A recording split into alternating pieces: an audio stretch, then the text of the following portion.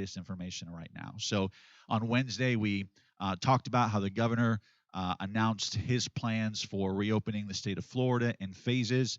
And so it was so close to when we did church on a Wednesday night, I didn't feel like I had enough time to really prepare remarks to make sure that I communicated as best as I could what we are going to do. So I asked you to wait till today, and here we are. So I'm going to give you an overview to start, and then we'll get into the nitty gritty. And again, I just beg your patience. Give me a few minutes to explain this. I want to make sure that I try to make it as clear as possible. The name of the game here is the buzzword that we've heard for the last 2 months all over the world, and it's social distance. So if you pay attention to the news at all, you see what the president's doing on a national level. If you watch what the governor said, what he wants to do on a state level, it's all about opening up things incrementally and in phases, as they're calling it, and baby steps and little by little. And essentially, we're going to do the same thing with our church. And the name of the game is, how can we open things up and still make sure that we have enough space in the building to give people opportunity to spread out and still have the recommended CDC guidelines for 6 feet apart and all that kind of stuff. So that's the overarching principle that has sort of guided our thoughts behind why we're doing what we're doing. So the first thing I want to show you is an overview of our schedule, and then we'll get into the nitty-gritty of some of the details of that. What we're going to do starting next Sunday, we are excited to tell you we are opening back up next Sunday. You get to come to church on Mother's Day of all days. It's a great way to celebrate Mother's Day. So this starts next Sunday. But what we are doing is we are doing 2 separate Sunday morning services. They are the same service. I'll explain more about that in a minute. They're going to happen at 9 o'clock and 11 o'clock. And we are essentially telling you, for lack of a better phrase, which service to come to. I'll explain more about that in a moment. But just an overview of our weekly schedule, we'll have 2 Sunday morning services at 9 and 11. We will continue to not have a Sunday night service here at the church, but we will continue to post family devotions that you can do with your family or on your own via our website. For this first phase of our reopening, we are also continuing to keep our Wednesday night service exclusively online. So we will not be having or opening the doors for people to come to church on Wednesday nights. What we will do is what we have been doing. We'll have a 7 o'clock service for the kids that the Rodriguezes have been doing, and then we'll do our 7:30 midweek Bible study. And again, that will continue to be exclusively online. And then our Connect groups will also remain exclusively online. So essentially, the only thing that's changing from what we've been doing for the last 6 or 7 weeks is we are now offering 2 Sunday morning services for people to come to our physical address and worship in person.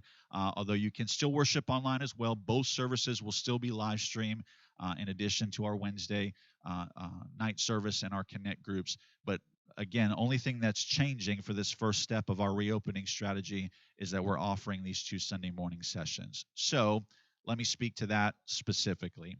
So as I mentioned, we have 2 services, 9 o'clock and 11 o'clock. The name of the game is social distancing.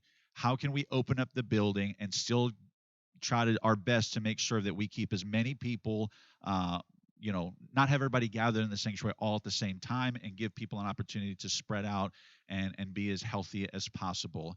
And the best way that we think we can do that is by essentially splitting up our congregation and having as close as half the people come to one service and half the people come to the other service. So what we are asking you to do, and what we have done, is split this up alphabetically. We've done our best to look at our church roster and see, how many people would fall in each category. And it's not a perfect split, but I think it will get the job done. So if your last name starts with A through M, we are asking you to come to the 9 a.m. service. If your last name starts N through Z, we are asking you to come to the 11 a.m. service. I recognize that if you had a choice, wherever your name lies may not be your preference. I recognize that this may be inconvenient, and in some ways, it's kind of a bummer that we're opening church, but we may not necessarily get to see everybody that we're used to going to church with in our service. But we are asking for your patience and asking for your cooperation. And as we've been talking about for the past couple of weeks, just really encouraging to maintain a spirit of unity, because we're just trying to be smart and wise with how we do this.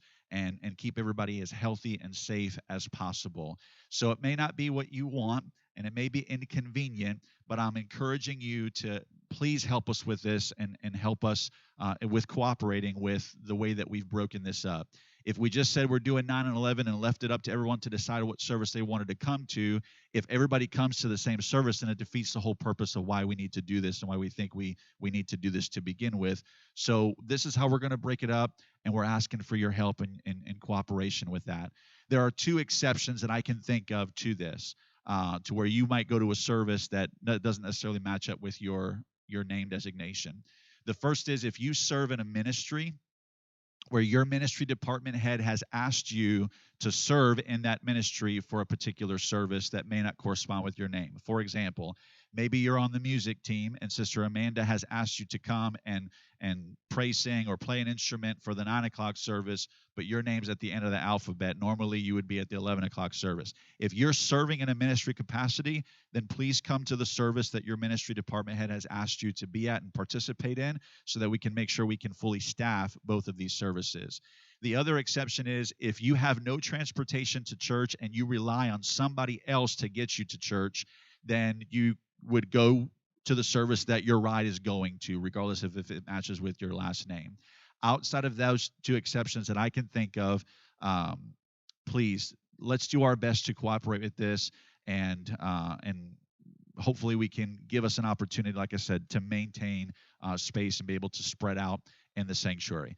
Both of these services will be identical, meaning that they will have the same music being sung and the same sermon being preached. We're just duplicating our efforts in an effort to be able to reopen the church again. So you don't have to feel like you're missing out on one service or another. The only bummer is you may not get to see everybody at your service that you may normally associate with or hang out with, or just your church family. But this is phase one. We'll see what we can do as we progress and as hopefully this virus goes away and we can get back to as normal a schedule as possible. Some other specifics about how we're doing Sunday morning. There will be no Sunday school on Sunday mornings. We're asking all of our kids to stay upstairs. The reason for that is because it's virtually impossible to social distance with children. It's one of the reasons why schools are not open yet and won't be at the earliest until August. So all of our kids will be upstairs with their parents for whichever of the two services you come to. And what that means is, parents, we need your help. And I'm preaching to myself here. I've got young kids as well, but we need your help to make sure that you keep track of your kids, that they're not running around the sanctuary, that they're not gathering in clusters in the foyer, in the back nursery, or anywhere else. We just want to make sure that we are as healthy and wise with this as possible. So parents, we're soliciting your help with that. We are also not opening up anything downstairs. In addition to Sunday school, what that means essentially is the prayer room downstairs will not be open, not because we don't want you to pray before service. You can pray at your pew up here in the sanctuary before service, and we would encourage you to do that.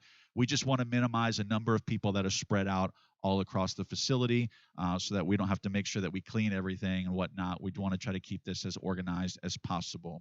In addition, when you come to church next Sunday, you will notice that every other section of pew, or every other pew itself, will be blocked off for seating. So that means a couple of things. Number one, it means you may not get to sit in your pew. Please don't lose the Holy Ghost over that, okay? It also means that we are going to encourage you to spread out in the building. If we have 25 to 50 people in one service, we don't need to have 30 of them all seated in one section. Let's spread out across the sanctuary so that we can make sure we maintain as best as we can that 6 feet of space between families. Along those same lines, we're asking family units to sit together. Obviously, if you serve in a ministry capacity, you may not be able to sit with your family, but we just want to make sure that kids are not necessarily spread all over the place from their families. We want family units to sit together. And if you have multiple families in the same pew, just do the best you can to maintain some social distance. Nobody's coming with a ruler to measure that you've got 6 feet in between you. Just use your own wisdom and common sense with that. But we are blocking off every pew to give us a chance to spread out in the building, and we can worship with some space.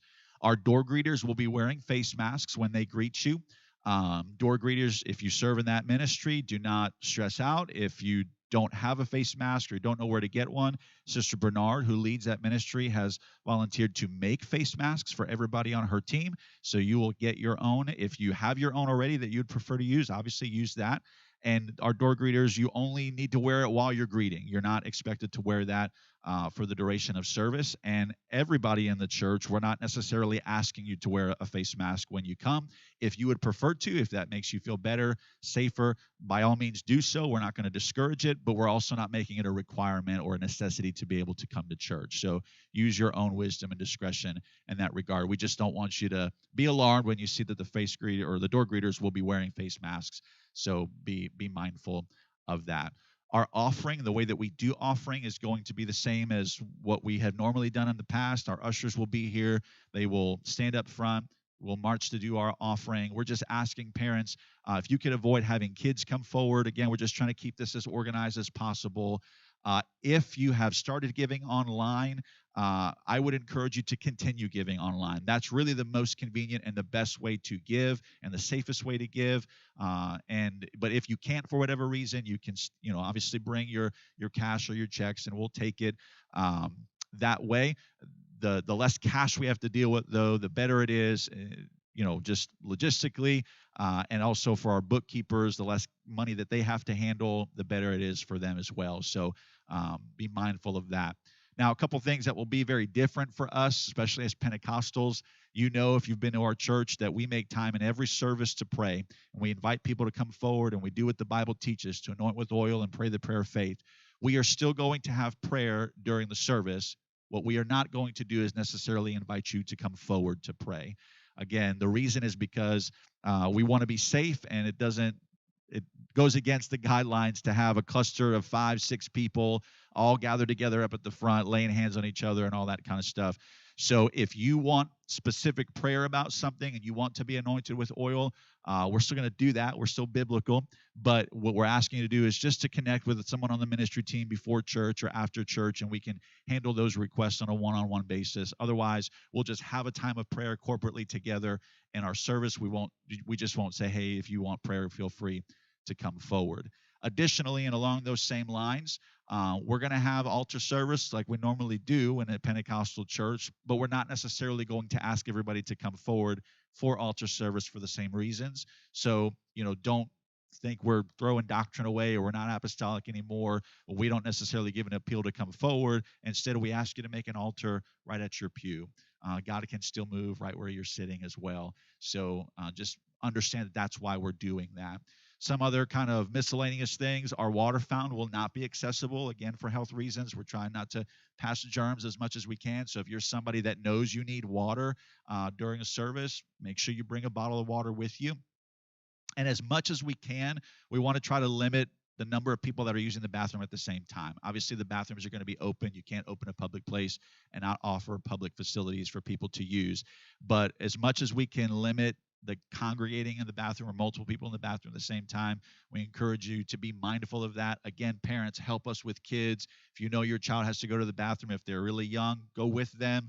If they're old enough to do that on their own, still keep track of where they are. And if they've been in there a long time, help us out with that so we can make sure that we don't have a bunch of people all gathered together in a small room like our restrooms are. So be mindful of that. A couple last things here.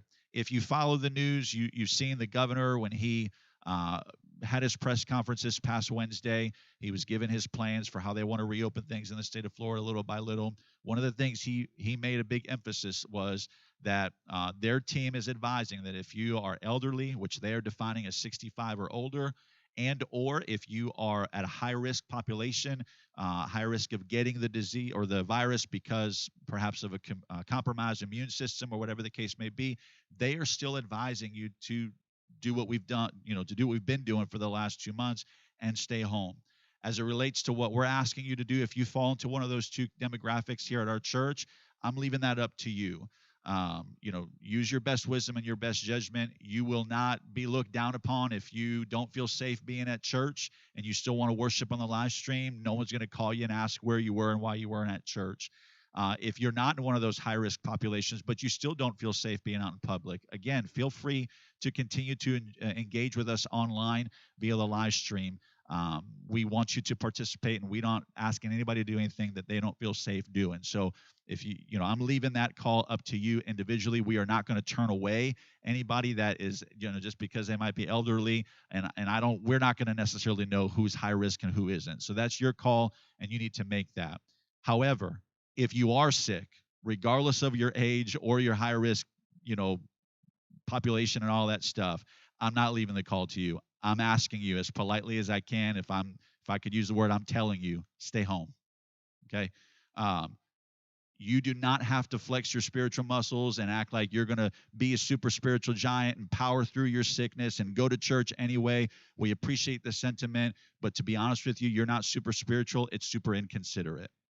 And I'm not trying to be rude, but I'm trying to be direct. If you have any inclination that you are not feeling well when you wake up on Sunday morning, stay home. Watch the service on the live stream. We love you. We don't want your germs. And the same goes for anybody in a ministry capacity. You wake up not feeling well, and you're serving in a ministry capacity, make sure you contact your ministry head as soon as you possibly can and let them know, I'm not feeling well. I'm going to stay home. We're encouraging you to check your own temperature before you leave the house. If you have a hint of a fever, stay home. We just want to be wise. We just want to be considerate, and we want to make sure that we do this in as safe a way as possible.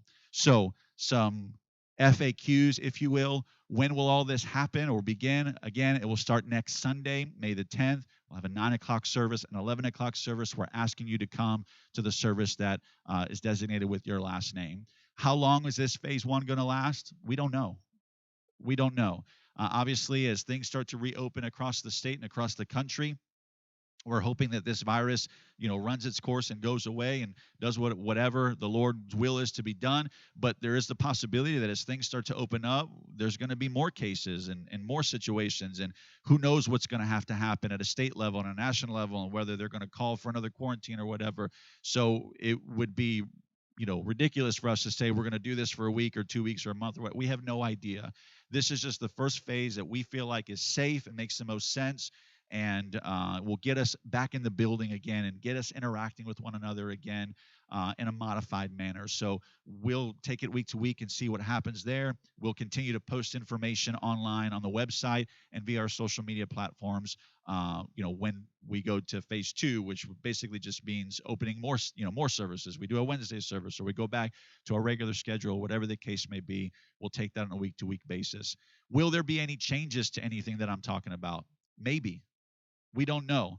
We've done the best that we can to think of every possible scenario and outcome. And, we've tried to put a plan in place that mitigates all of those things. But as you know, you can make all the best plans you want to, but then when real life comes, there's something you didn't think of, or there's an unintended consequence, or whatever the case may be. So we may have to come before you again in a week or 2 or 3 or whatever and say, hey, we're going to tweak this. We're going to modify this.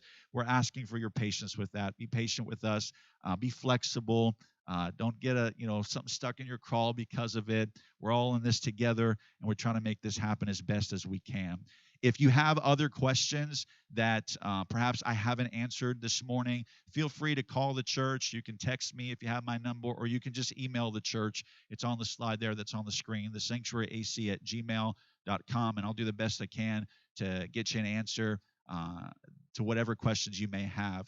But at the end of the day, and our musicians are going to come and get ready to lead us in worship this Sunday morning. At the end of the day, folks, God's in control of all of this. And as we've been talking about for the past couple of weeks, we want to make sure that our attitude's right, that our spirit's right, that we have a spirit of unity and cooperation, that we are just along for the ride. Listen, I'm not saying this prophetically. I don't have a direct word from God. I'm just throwing things out in faith. What if God helps us to thrive in such a capacity through all this that we have to continue having 2 Sunday morning services, not because of a virus, but because we don't even have the capacity to fill all the people that want to come to church? Why couldn't God work like that? I don't know if that's going to happen, but my point is, I'm not going to approach this from a place of negativity and say this, I don't like this, or I would rather go to that service, or I don't understand why we can't come forward for prayer. I don't understand why we're doing this, that. We've done the best we can. You can't please everybody, but instead of approaching it from what we can't do, let's focus on the God who can do exceedingly and abundantly and above all that we can ask or think. He can help us to thrive even in the midst of uncertainty, even in the midst of a pandemic, even in the midst of chaos, even in the midst of change and disruption. We've been preaching about that and focused on that for the last couple weeks, and I don't believe it's by accident. We said last week, Isaiah 43, God wants to do a new thing among us. Will you know it? He asked the question, will you recognize it when it comes? Because it may look different than what you're used to. Don't let different be bad. Let different just be different and say, God, I'm along for the ride. Let's have church. Let's be the church. And let's continue to worship this great God and let him prepare the way for us. Thank you for your patience with me. Let's worship the Lord in song this morning.